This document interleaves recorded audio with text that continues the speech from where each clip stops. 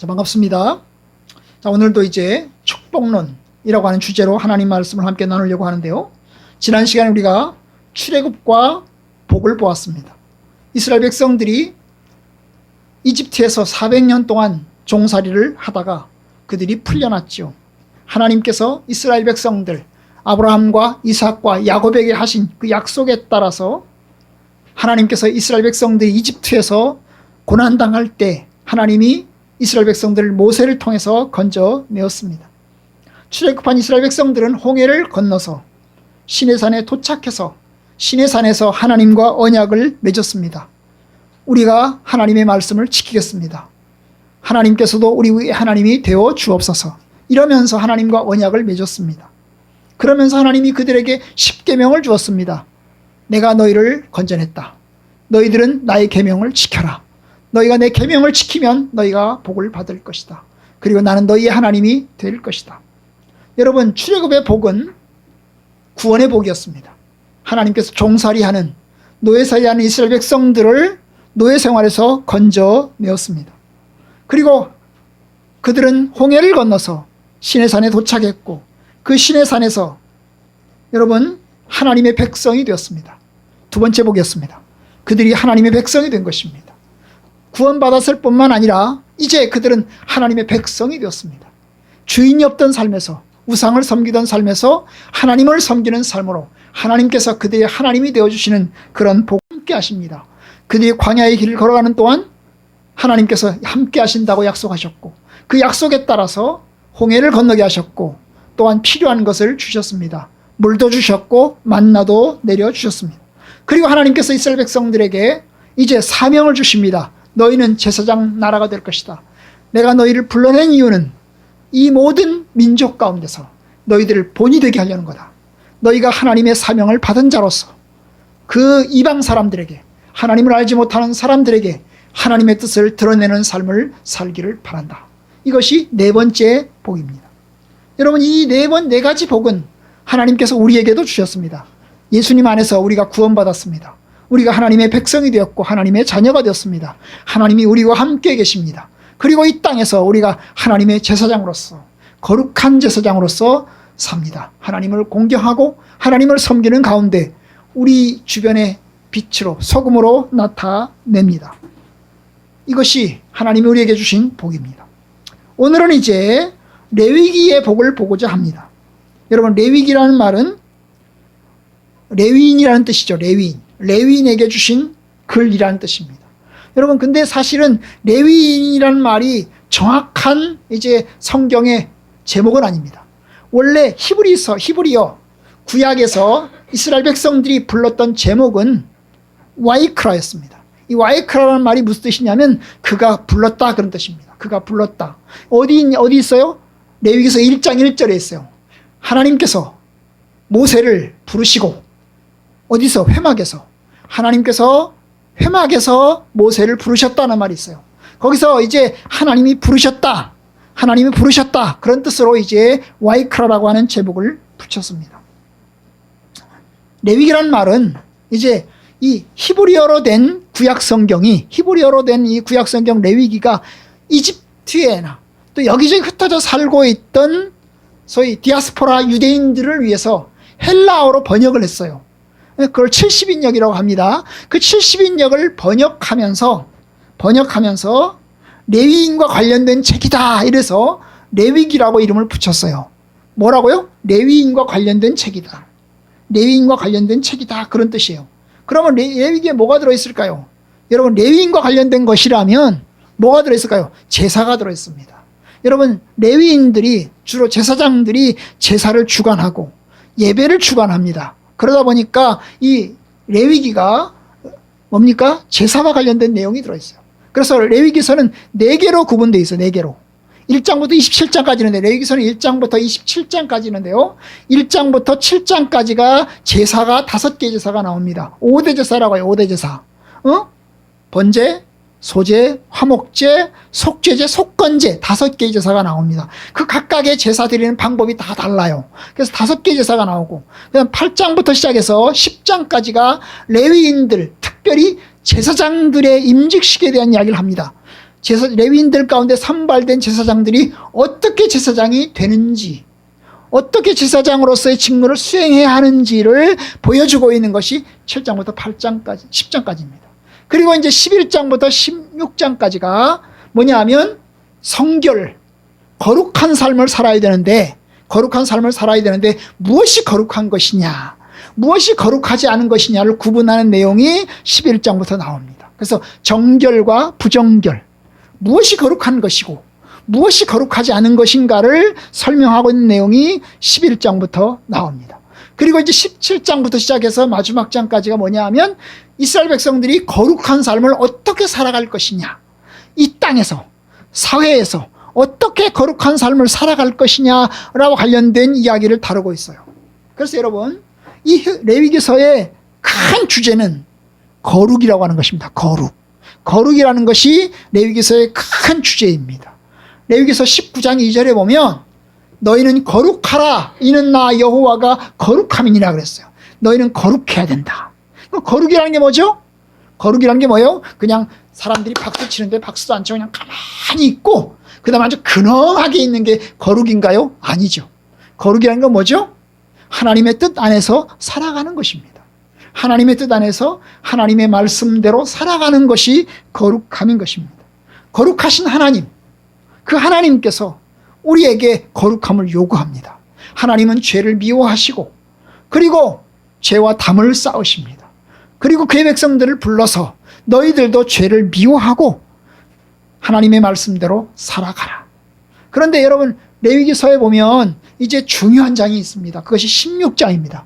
여러분, 16장에 뭐가 들어있냐면 속죄일이라고 하는 이제 장이입니다. 속죄일, 대속죄일. 이 속죄일이 뭐냐 하면 1년에 한 번씩 신년 새해 설날과 같은 날인데, 신년 새해 설날에 뭘 하냐 하면 지난 1년 동안에 모든 죄를 하나님 앞에 고백하고 하나님께 용서함 받는 것입니다.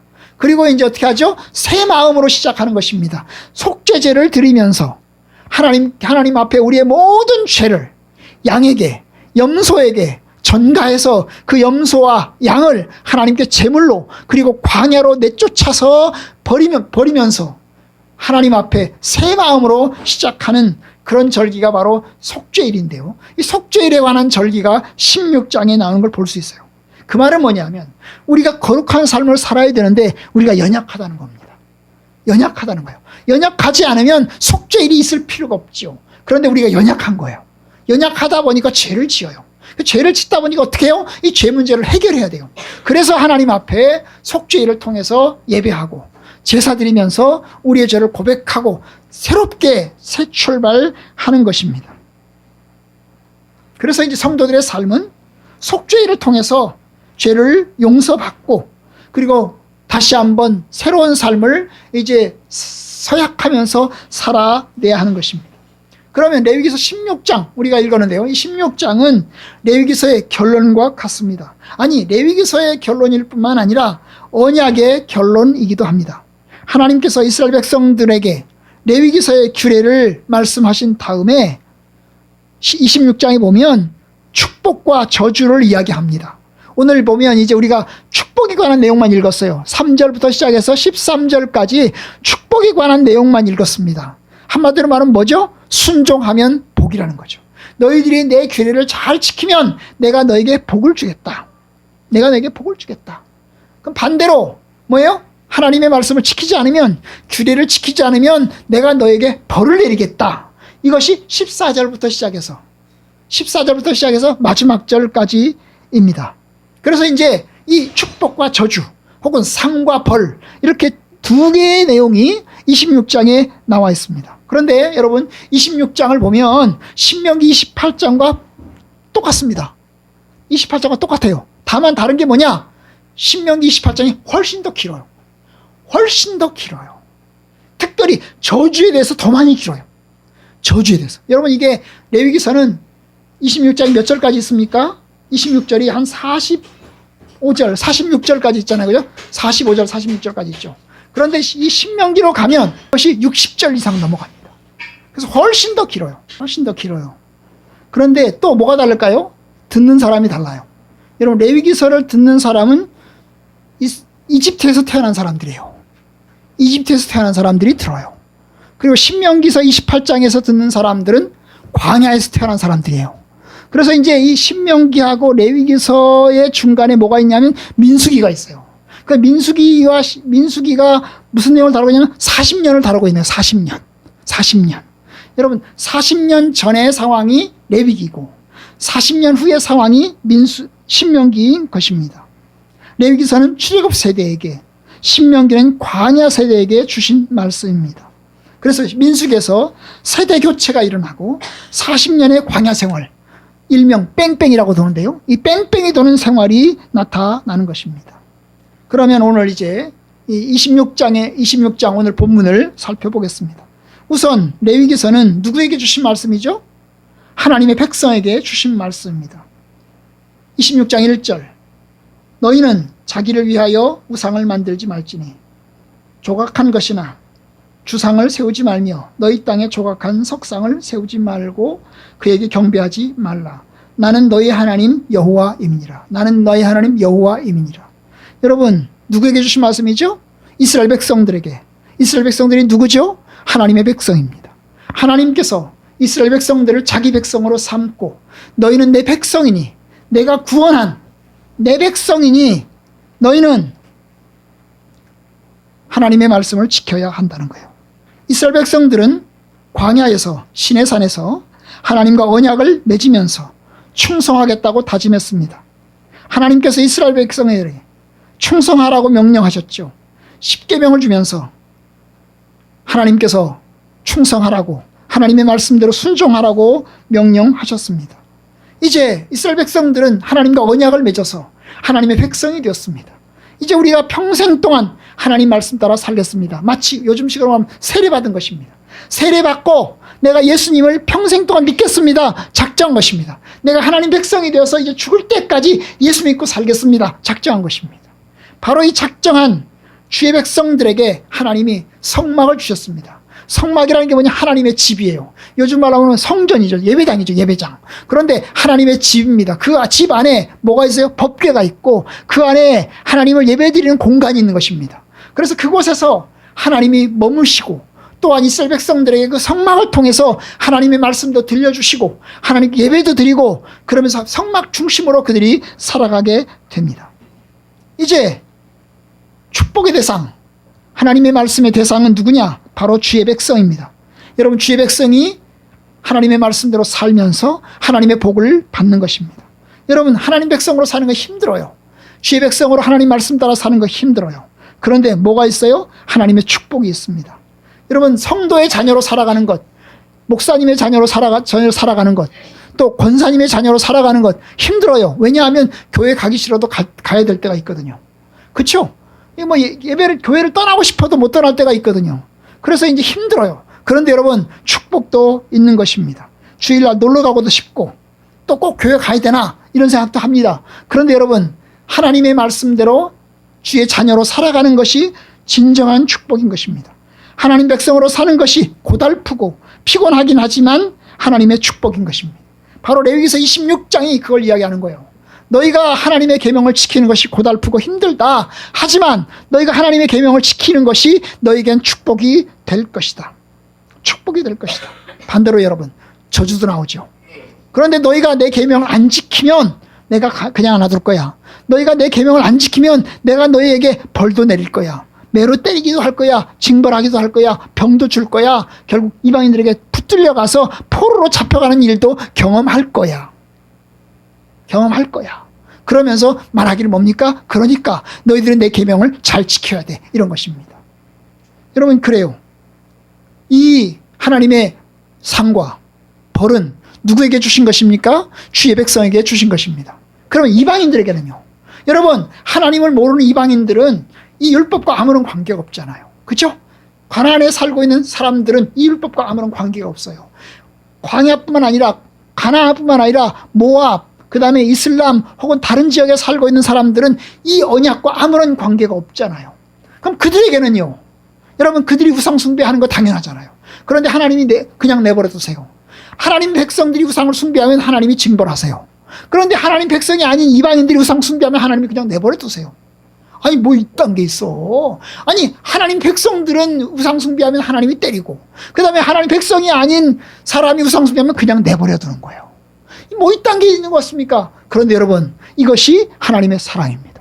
여러분, 우리 자녀가 나쁜 짓을 하면 우리 자녀에게 혼을 냅니다. 너 그러지 마 얘기합니다. 그럼 우리 아이도 얘기합니다. 아니 왜 나만 혼내? 다른 애들도 다 똑같이 나쁜 짓 하는데 얘기합니다. 그러면 저와 여러분들 뭔 얘기하죠? 야, 걔네들은 내 자식이 아니야. 걔네들은 내가 상관할 바가 아니야. 너희들은 내 자녀야. 그렇기 때문에 나는 너희를 혼내는 거야.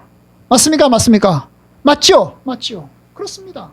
저도 우리 아이들 혼내면요, 애들이 얘기해요. 그렇게 막 대들어요. 뭐 대들어요? 왜 나만 혼내냐고. 아니 다른 애들도 똑같이 나쁜 짓 하는데 왜 나만 혼내냐고 대들어요.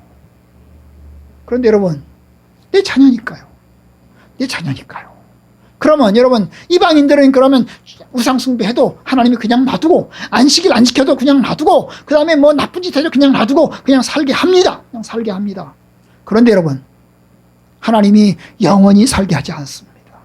하나님의 백성들에게는 하나님이 훈련시켜서, 하나님이 징벌하고 징계해서 훈련시켜서 하나님 백성으로 살고, 마지막에 궁극적으로 하나님이 구원을 베푸시는 것이 하나님의 은혜인데, 하나님 나라로 들여보내는 것이 하나님의 은혜인데, 여러분, 하나님을 모르는 사람들은 우상숭배하다가 그냥 지멋대로 살다가, 살고 싶은 대로 살다가 어떻게 합니까? 결국 망가져서 결국 지옥으로 가는 것입니다. 마지막 심판을 당하게 하는 것입니다. 어느 게 나아요? 여러분, 우상숭배한다고 매 안 맞고 그냥 잘 먹고 잘 살고 그냥 자유롭게 내가 살다가 마지막에 지옥 가서 하나님의 영원한 형벌을 받는 게 좋겠습니까? 아니면 내가 비록 이 땅에서 그냥 조금이라도 잘못하면 하나님이 그냥 매를 직사게 때리고 그냥 뺨도 때리고 그러면서 하나님의 훈련 받으면서 그냥 코치를 받으면서 그냥 살다가 천국 가는 게 낫겠습니까? 여러분이 선택하세요. 여러분이 선택하시오. 우리는 꼭 전자가 더 좋을 것 같아요. 그냥 내 마음대로 사는 게 좋을 것 같아요. 하나님이 그냥 내가 네 죄를 지어도 그냥 내 마음대로 살아도 하나님이 그냥 내버려 두는 게 좋을 것 같아요. 그런데 여러분, 하나님은 마지막 영원한 형벌에 대해서는 이방인들은 영원한 형벌을 받게 합니다. 그렇지만 여러분, 지 백성들에게는 순간순간 혼내고 징벌하고 그러면서 하나님 백성으로 만들어 가려고 합니다. 뭐 때문인가요? 하나님의 사랑이죠. 하나님의 사랑 때문에 그와 같은 일을 행하는 것입니다. 그래서 이제 15절에 보면, 여기 우리가 13절까지 읽었잖아요. 그런데 14절에 보면, 15절에 보면, 그러나 너희가 내게 청종하지 아니하여 이 모든 명령을 준행하지 아니하며 내 규례를 멸시하며 마음에 내 법도를 싫어하여 내 모든 계명을 준행하지 아니하며 내 언약을 배반할진대 내가 너에게 이같이 행하리니 내가 너에게 놀라운 재앙을 내려 폐병과 열병으로 눈이 어둡고 어쩌고저쩌고 하면서 굉장히 큰 무서운 징벌을 하나님이 선포하시는 겁니다. 여러분, 하나님이 사랑하기 때문에 하나님 백성들에게는 조그만 죄를 지어도 하나님께서 징벌하시고, 하나님이 사랑하지 않는, 하나님과 관계가 없는 이방인들은 그냥 자기 멋대로 살고 싶은 대로 살다가 결국 마지막에 영원한 형벌에 처하게 하는 것이 하나님의 심판인 것입니다. 그래서 성경은 우리에게 이야기합니다. 징계는 다 받는 것이다. 아버지가 아들을 사랑해서, 자식을 사랑해서 징벌하는 것이다.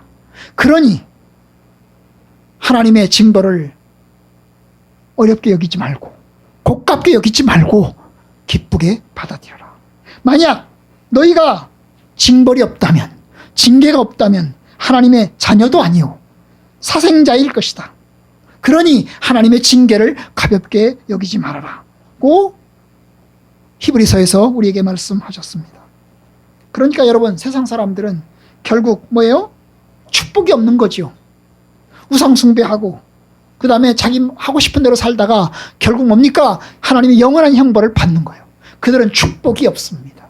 그들이 세상에서 잘 먹고 사는 것 같아도 그것은 축복이 아닙니다. 그것은 복이 아닙니다. 하나님과 아무런 관계가 없는 상태에서 잘 먹고 잘 사는 것은 결코 복이 되지 않습니다. 그러니까 여러분, 하나님 안에서 사는 것이 복입니다. 하나님께서 지 백성들을 축복하십니다. 주의 자녀들을 축복하십니다. 그런데 여러분 오늘 말씀 보면 그 축복이 조건이 있는 것입니다. 조건이 있어요. 그 조건이 뭡니까? 3절에 나오죠. 너희가 내 규례와 계명을 준행하면. 이거 축복의 조건입니다. 조건을 주고 있어요. 너희가 내 규례와 계명을 준행하면 너희에게 철따라 비를 내리고 여러 가지 별별 축복을 다 내리겠다고 이야기합니다. 그러니까 여러분 그 조건을 준행해야죠. 그 조건이 뭡니까? 그 조건이 1절 2절에 나오죠. 우상 만들지 말고, 우상 숭배하지 말고, 우상을 섬기지 말고, 2절 안식일을 지키고 내 성소를 경외하라. 하나님의 집, 성소가 하나님의 집인데요, 그 하나님의 집을 경외하라. 다시 말하면 하나님을 경외하고 하나님을 존중히 여기라, 그 말입니다. 여러분 그것이 하나님께서 주신 축복의 조건입니다. 그럼 다시 한번 생각해 봅시다. 이스라엘 백성들이 구원을 어떻게 받았습니까? 구원은 하나님의 은혜로 받았습니다. 하나님께서 모세를 통해서 이스라엘 백성들을 건져냈습니다. 그들이 하나님을 잘 경외해서 건져낸 게 아니에요. 그들이 이집트에서 우상 숭배 안 하고 오직 거룩하고 신실하게 십계명 잘 지켜서 그들이 구원받은 게 아니에요. 그들이 다만 고통 가운데서 하나님 살려주세요, 하나님 살고 싶어요, 우리를 구원해 주세요, 우리가 너무 힘들어요, 하나님께 부르짖었더니 하나님께서 언약을 기억하셔서 그들을 건져내신 것입니다. 이것이 은혜예요. 아무런 일도 하지 않았는데, 아무런 어떤 행위도 하지 않았는데 하나님께서 모세를 통해서 건져내셨어요. 그것이 은혜예요. 은혜. 구원은 은혜로 받았습니다. 그리고 그들이 홍해를 건넜습니다. 그리고 시내산에 왔어요. 그들이 이제 뭐합니까? 시내산에서 하나님과 언약을 맺었어요. 언약을 맺고 난 다음에 하나님이 십계명을 주셨어요. 십계명을 주시면서 뭐라고 얘기하죠? 너희가 내 계명을 지켜라. 이제까지는 너희들 네 마음대로 살았다. 이제까지는 너희들이 아무런 상관없이 너희들 하고 싶은 대로 하고 살았다. 그런데 이제는 언약을 세웠으니 언약을 너희들이 이제부터는 지켜야 된다. 그리고 너희들이 이 언약을 지키면 내가 너희에게 복을 줄 것이다. 너희 언약을 지키면 복을 줄 것이다. 여러분 맞아요. 여러분 구원은 은혜로 받는 것입니다. 우리의 구원도 마찬가지죠. 우리가 예수님의 십자가의 은혜로 구원받는 것입니다. 우리가 하나님의 은혜로 구원받아서 하나님의 자녀가 되는 것입니다. 그런데 구원받은 성도들 이제는 어떻게 살아야죠? 순종의 삶을 살아야 됩니다. 하나님과 언약을 맺었으니 언약을 맺은 사람으로서 하나님 앞에 신실함을 지켜야 합니다. 여러분 이스라엘 백성들이 광야에 들어서서 그들이 하나님을 원망합니다. 먹을 것이 없다고 원망하고 물이 없다고 원망합니다. 그런데 여러분 언약을 맺은 다음에 원망하는 것과 언약을 맺기 전에 원망하는 게 달라요. 여러분 19장에서 출애굽기 19장에서 언약을 맺었거든요. 언약을 맺어요. 그러면 언약을 맺기 전에 이스라엘 백성들이 원망했을까요? 안 했을까요? 원망했어요. 하나님 물이 없다고 원망했어요. 먹을 것이 없다고 원망했어요. 홍해 바다를 앞에 놓고서 우리가 죽을 거라고 원망했어요. 그런데요 홍해를 하나님과 언약을 맺기 전에 하나님을 원망할 때는 하나님 봐줬어요. 하나님 봐줬어요. 하나님이 그들을 때리지 않았어요. 언약을 맺기 전에는 그들이 먹을 것이 없다고 막 항의하고 하나님 앞에 막 땡깡을 놔도 하나님이 봐줬어요. 그런데요 언약을 맺고 난 다음에 하나님이 얄짤없어요. 하나님이 언약을 맺고 난 다음에 그들이 하나님 원망하잖아요. 하나님이 그들을 징벌하세요. 왜냐? 언약을 맺었으니 하나님의 뜻대로 살아가야 되는 것이 원칙인데 계속해서 하나님을 향해서 계속 원망하니까 어때요? 하나님이 징벌하는 겁니다. 마치 뭐하고 같아요? 애기들하고 같은 거예요. 여러분 어린 애기들이 막 땡깡을 부려요. 그럼 어떻게 하죠? 어린 애기들이 막 땡깡을 부리면 애들 때립니까? 안 때려요. 왜 안 때리죠? 못 알아들으니까요. 말로 못 알아들으니까 안 때려요. 그런데요 이제 크면 커서 막 땡깡을 부리잖아요. 그럼 어떻게 하죠? 그럼 혼냅니다. 왜? 알아들을 만한 나이가 됐으니까요. 알아들어야 하니까요. 여러분 그와 같은 것입니다. 그와 같은 것이에요. 그래서 이제 하나님께서 이스라엘 백성들에게 주신 계명, 너희들이 언약을 맺었으니 너희가 내 백성이니 나는 너희 하나님 여호와니라. 그러니 너희들이 내 계명과 규례를 지켜야 된다. 그리고 너희가 내 규례와 계명을 지키면 내가 너희에게 복을 주겠다. 여러분 그래요. 우리가 하나님과 언약을 맺었죠. 하나님의 말씀대로 살기로 작정했어요. 세례를 받았습니다. 이제 하나님을 예배하는 것이 억지인가요? 자발적인가요? 기쁨으로 나오시나요? 아니면 어거지로 나오시나요? 가기 싫은데 아이고 진짜 힘들어 죽겠는데 도대체 왜 우리 엄마는 나를 끌고 가는 거야? 그래서 나가시는 건가요? 여러분, 하나님의 백성은 자발적으로 하나님께 나갑니다. 하나님이 나의 삶의 중심이 됩니다. 그래서 하나님의 뜻을 따라 사는 거예요. 그러면 하나님이 축복하십니다. 그럼 레위기 26장의 복이 뭘까요? 간단하게 5가지 복이 나옵니다. 여기 26장 1절부터 13절에 보면 5가지 복이 나옵니다. 그 첫 번째 복이 뭐냐면 하나님이 공급하시는 겁니다. 하나님께서 철 따라 비를 주시고 땅에 산물을 내셔서 그들이 열매를 먹고 풍족하게 배불리 먹고 사는 것입니다. 이스라엘은 농경사회였습니다. 그들이 농경사회, 농사를 지었기 때문에 비가 안 오면, 흉년이 들면 먹을 것을 얻을 수가 없습니다. 그래서 하나님이 비를 주겠다는 거예요. 너희들이 먹을 것을 얻겠다는 거예요. 너희들이 풍족하게 먹을 수 있도록 풍년을 주겠다는 거예요. 그래서 너희들이 많은 열매를 거둬서 배 터지게 먹을 것이다. 배 터지게 먹을 것이다 라고 이야기하는 거예요. 그것이 첫 번째 복이에요. 하나님이 공급하시는 복, 하나님이 주시는 복입니다. 두 번째 복은 뭘까요? 두 번째 복은 평화의 복입니다. 이 평화의 복은 뭘까요? 이웃나라로부터 침략을 당하거나 또 혹은 그 당시에 온갖 짐승들, 뭐 사자라든지 범이라든지 이런 야생 동물로부터 침략을 당해서, 침범을 당해서 그들이 어려움을 당하고 죽임을 당하고 식량이 약탈되는 그와 같은 일이 일어나지 않도록 하는 것. 그래서 하나님께서 평화의 복을 주시는 겁니다. 5절 하반절, 너의 땅에 안전하게 거주하게 하리라. 6절, 내가 그 땅에 평화를 줄 것인즉, 하나님께서 안전하게 하시고 하나님께서 그들에게 평화를 주십니다. 살아온 짐승이나 주변 대적이 침략 전쟁에서 하나님이 지켜주시겠다는 겁니다. 여러분, 이것이 두 번째 주시는 복입니다. 세 번째 복은 뭘까요? 세 번째 복은 여러분, 전쟁에서 이기는 것입니다. 하나님께서 강대국의 침략에서 여러분 온갖 고난과 어려움을 당합니다. 그런데 그곳에서 하나님 뭐예요? 승리하게 하신다는 거죠. 전쟁이 안 일어나게 할 뿐만 아니라 혹시 전쟁이 일어나다고 하더라도, 이웃나라에서 침략을 당한다 하더라도 반드시 너희들을 이기게 하겠다. 그래서 뭐라고 했어요? 5이 100을 쫓고, 그죠? 100이 2만을 쫓을 것이다. 그랬잖아요. 20분의 1이죠. 그죠? 20대 1이죠. 20대 1. 한 명이 20명과 싸워서 이기는 거하고 똑같은 것입니다. 마치 뭐 같아요?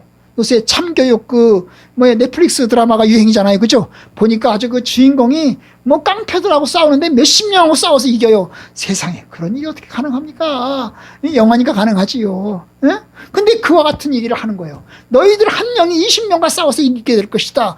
그거죠. 너희의 100이 2만을 이기게 될 것이다 라고 이야기하는 것입니다. 하나님께서 승리하게 하신다는 거예요. 승리하시겠다는 거예요. 평화를 주실 뿐만 아니라 혹시 전쟁이 일어나도 너희들이 반드시 이기는 축복을 내려주실 것이다. 그뿐이 아닙니다. 네 번째 복이 뭘까요? 번성케 하시는 복입니다. 번성케 하시는 복. 9절에 봅니다. 9절에 보면 이야기합니다. 내가 너희를 돌보아 너희를 번성하게 하고 너희를 창대하게 할 것이다. 너희를 번성하게 하고 너희들을 창대하게 하게 할 것이다. 너희의 숫자가 늘어날 것이고 너희가 부자 나라가 될 것이다. 너희의 부자가 나라가 될 것이다. 아주 넉넉하고 풍요로운 나라가 될 것이다. 너희들을 번성하게 내가 해주겠다 라고 이야기합니다. 이것이 네 번째 복입니다. 여러분. 네 번째 복이에요. 다섯 번째 복은 뭘까요? 이 다섯 번째 복이 정말 엑셀런트한 건데요. 그것이 뭡니까? 바로 하나님께서 함께 하시는 복입니다. 가장 중요한 복, 하나님이 함께하는 복입니다. 11절, 내가 내 성막을 너희 중에 세우리니, 내 성막을 세우겠다. 이 성막이 하나님의 집이죠. 예배하는 집입니다. 하나님을 예배하는 집을 너희 중에 내가 세우겠다. 12절, 나는 너희 중에 행하여 너희의 하나님이 되고 너희는 내 백성이 될 것이나. 출애굽기서에서 약속과 비슷하죠? 너희는 내 백성이 될 것이고 나는 너희의 하나님이 되겠다. 풍성한 공급의 복을 주시며 안전과 평화를 주시고 승리를 약속하신 하나님, 그리고 번성하게 하고 창대하게 하시겠다고 하신 약속을 하신 하나님, 그 하나님이 이제 마지막으로 내가 내 성막을 세우겠다, 내 집을 세우겠다, 그리고 내가 너희들과 함께 있겠다 그리고 너희는 내 백성이 되고 나는 너희 하나님이 되겠다라고 약속하시는 겁니다. 여러분, 이 5가지 복을 약속합니다. 5가지 복 중에서 뭐가 가장 중요할까요? 마지막 5가지 복이 가장 중요합니다. 하나님의 임재, 하나님이 우리와 함께 계시는 것이 가장 중요한 겁니다. 하나님이 함께 하시지 않으면 전쟁에서 이겨도 번성해도 아무런 의미가 없습니다. 하나님이 우리와 함께 계시니, 여러분, 우리가 웃을 때 하나님이 웃으시고 우리가 울 때 하나님이 함께 고난 가운데서 함께 울고 계십니다. 여러분, 이스라엘 백성들이 레위기서의 복을 잘 누렸을까요? 어땠을까요? 잘 누렸을까요? 역사상 그렇지 못했습니다. 이스라엘 백성들이 우상 숭배했습니다. 안식일을 무시했고 하나님의 성소를 무시했습니다. 결국 이스라엘은 징벌을 받아 수치의 삶을 살게 되었습니다. 하나님과 단절되었고 비참함을 맞이했습니다. AD 70년이 이스라엘이 망한 것은 바로 죄의 결과로서 성전이 완전히 무너지고야 말았습니다. 맞아요. 우리가 이제 마지막 한 가지 더 생각하는 것이 바로 그것입니다. 이스라엘 백성들이 하나님의 축복을 받았냐? 하나님의 축복을 받기도 했죠.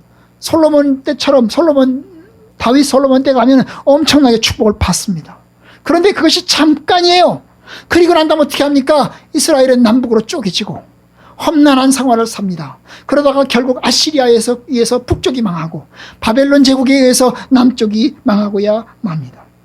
여러분, 레위기서를 보면 특이한 점이 있어요. 아까 뭐라고 그랬죠? 축복보다 저주가 훨씬 길다고 그랬죠? 45절까지 있는데, 45절, 46절까지 있는데 축복에 관한 내용이 한 12구절 나오고요. 나머지 한 39절은 뭐예요? 저주에 관한 내용으로 일컬어지고 있는 것입니다. 무슨 말이죠? 여러분, 인간이 축복보다 저주받기가 훨씬 쉽다는 거예요. 하나님 말씀을 지킬 것 같은데, 하나님 말씀을 잘 지킬 것 같은데 실상으로 가면 하나님 말씀을 잘 안 지키게 된다는 거예요. 그래서 하나님 앞에 징벌을 받아요. 근데 징벌 받으면 그냥 깨닫고 돌아와야 되잖아요. 깨닫고 못 돌아와요. 이게 문제라고요. 여러분, 오늘 말씀 보면, 자, 저주에 관한 내용, 이 징벌에 관한 내용을 보면 이상합니다. 이상해요. 자, 보세요. 14절. 그러나 너희가 내게 청종하지 아니하여 이 모든 명령을 준행하지 아니하며 내 규례를 멸시하여 마음에 내 법도를 싫어하여 내 모든 계명을 준행하지 아니하며 내 언약을 배반할지니 내가 너에게 이같이 행하리니 내가 너에게 놀라운 재앙을 내릴 것이다. 그래서 놀라운 재앙. 너희들이 내 계명을 안 지키면 내가 놀라운 재앙을 내릴 것이다. 그렇게 얘기했어요. 그런데 여러분, 18절이 재밌어요. 18절이 재밌어요. 또 만일 너희가 그렇게 되어도 그렇게 내한테 징벌 받고 그래서 고난을 당하고 십자가를 지면서도 너희가 내게 청종하지 아니하면, 고난을 받으면서 구원을 받으면 돌아와야 되잖아요. 회개하고 하나님께로 돌아와야 되잖아요. 그런데 회개하고 하나님께 돌아오지 않고 여전히 죄를 지는 거예요. 여전히 약하고 여전히 죄의 삶을 살아가는 거예요. 그럼 어떻게 한다고요? 그러면 어때요? 너희의 죄로 말미암아 내가 너희를 7배나 더 징벌하리라. 여러분, 이게 인간의 모습인 거예요. 매를 맞으면 돌아오는 게 정상인데 매를 맞아도 못 돌아와요. 이게 문제라고요. 23절 보세요. 23절 보면 또 그와 같은 내용이 나옵니다. 영어로 inspite of예요. 그럼에도 불구하고 내가 너에게 뭐뭐 했지만, 자, 이런 일을 당하여도, 그렇게 황폐하고 고난을 당하지만 이런 일을 당하여도 너희가 내게로 돌아오지 아니하고 내게 대항할진대 나도 너에게 대항하여 너희의 죄로 말미암아 너희를 7배나 더 치리라. 27절. 너희가 이같이 될지라도 내게 청종하지 아니하고 내게 대항할진대 내가 진노로 대항하되 너희의 죄로 말미암아 7배나 더 징벌하리라. 여러분, 이게 뭐예요? 결국 이스라엘 백성들이 하나님 말씀을 안 들어요. 그래서 하나님의 징벌을 받아요. 징벌을 받으면 하나님께 돌아와야 되잖아요. 그런데 돌아와야 되는데 안 돌아와요. 그래서 계속해서 죄를 치어요. 더 악한 삶으로 빠져들어가요. 그래서 점점 매를 더 벌어요. 하나님께서 매를 치세요. 하나님이 돌아오라고 말씀하세요. 근데 돌아오지 않아요. 그래서 계속 더 악한 삶을 살아가요. 결국 남는 건 뭐예요? 남는 거는 결국 멸망밖에 없는 것입니다. 바로 이스라엘 백성들이 그러했어요. 이스라엘 백성들이 광야에서 우상 숭배를 했지요. 그리고 하나님의 말씀대로 살지 않았어요. 그래서 40년 동안 뺑뺑이를 돌았어요. 뺑뺑이를 돌았으면 이제 반성을 해야 될 거 아니에요. 그리고 가나안 땅에 들어가면 하나님 말씀대로 철저하게 지켜야 될 거 아니에요. 그런데 가나안 땅에 들어가자마자 얼마 지나지 않아서 그들이 우상숭배하기 시작합니다. 가나안에 살고 있는 사람들의 그 신단, 그리고 성전, 그 다음에 이런 모든 것을 다 그대로 배워 들어가지고 가나안 사람들과 똑같은 삶을 살아가기 시작합니다. 그래서 뭐가 생기죠? 사사기가 생겨요. 사사기를 보면 사사기 때 이스라엘 백성들이 엄청나게 고난을 당합니다. 여러 차례에 걸쳐서 여러 나라에 걸쳐서 침략을 당하고 고난을 당합니다. 그런데 여러분, 그렇게 하면 하나님 말씀대로 제대로 살 것 같죠? 여호수아가 죽으면서 뭐라고 얘기했어요? 내가 죽으면서 난 하나님만을 섬긴다. 우리 집안도 하나님만 섬기겠다. 너희들 하나님 말씀대로 살아라. 그렇게 이야기를 했단 말이죠. 그런데 이스라엘 백성들이 안 들어요. 안 들어요.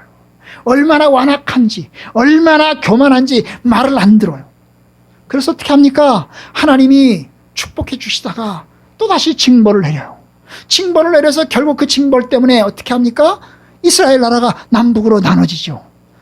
북이스라엘과 남유다로 나눠졌어요. 그죠? 그럼 하나님 말씀대로 살아야 될 거 아니에요. 하나님, 우리가 잘못했어요. 하나님 말씀대로 우리가 살게요. 용서해 주세요. 다시 남북 통일 되게 해주세요. 그래야 될 거 아니에요. 그런데 여러분, 남과 북이 나눠진 다음에 그들은 우상숭배를 더합니다. 더하면 더했지 덜하지 않았어요. 그래서 결국 북이스라엘이 200년 만에 망하고 남유다는 400년 만에 망했어요. 결국 망했어요. 이것이 구약성경의 역사예요. 하나님 말씀대로 살겠다고 다짐했는데, 하나님 말씀대로 살라고 명령하셨는데 그걸 무시하고 살아가는 거예요.